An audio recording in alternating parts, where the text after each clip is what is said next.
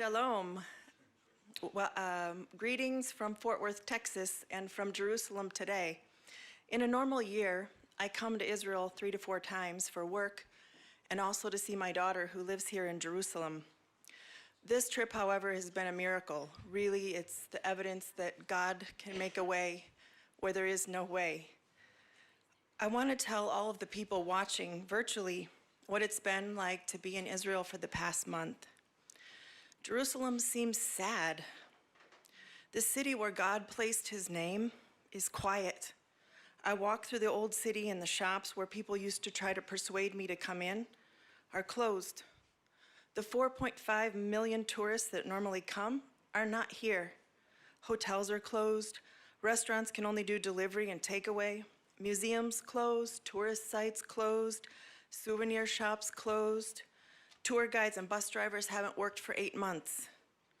The other day, my daughter and I went to Machne Yehuda to buy salmon and vegetables, and I noticed every 3rd stall is empty. The businesses just don't exist anymore. The 23 billion NIS a year from tourism, gone. You can see on people's faces that they're afraid. So where am I going with all this doom and gloom? What can we do? We can pray.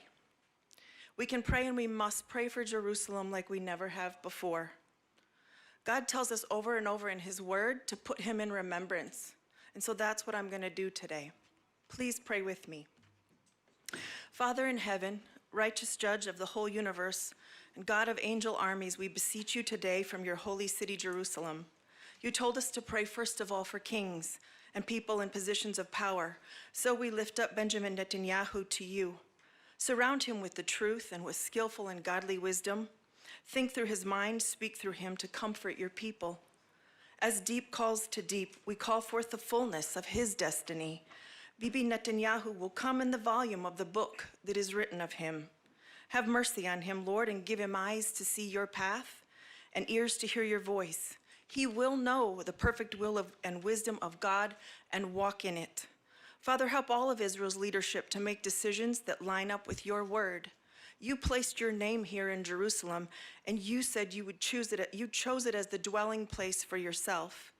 Rend the heavens and come down and visit your people. Let justice roll like waters and righteousness like an everlasting stream.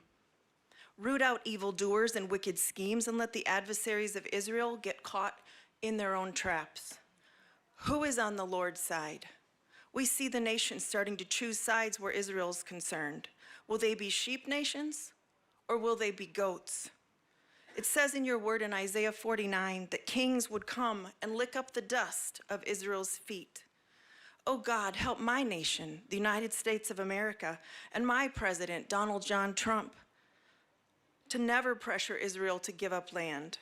I proclaim and declare that the United States of America, will be a sheep nation. We will bless Israel, and we will get out of any deals or discussions that have gone crosswise with your word. Forgive us, O God, and help us not to curse Israel in the name of peace. Your hand is not short to save. Rescue this nation. Pour out your blessing here for your name's sake. Call your sons and daughters from afar and awaken all of Israel to their covenant with you and your love for them. Pour out provision and favor here in your land and restore what the locusts have eaten. You said you're the deliverer of Israel. You said you're the rescuer of Israel. You said you're their protector and their provider. So show yourself strong on their behalf. We give you no rest until you make Jerusalem a praise in the earth. It is written in Isaiah 60 that Israel's gates shall be open continually and shall not be shut day or night, that men may bring them the wealth of the nations. Show Israel how to open up again. We call forth truth in reporting and truth that broadcasts and roots out fear. Jehovah Rapha, heal those who are sick and under the curse of COVID-19.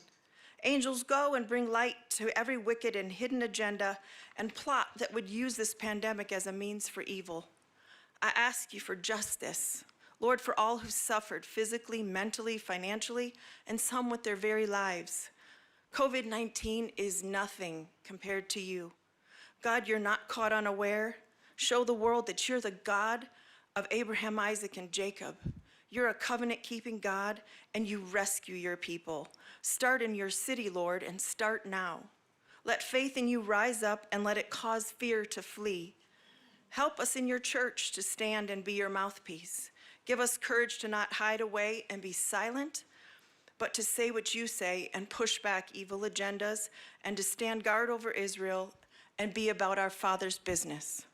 We give you all the praise and honor and glory. We wait on you, we look for you, and we expect your salvation. Amen.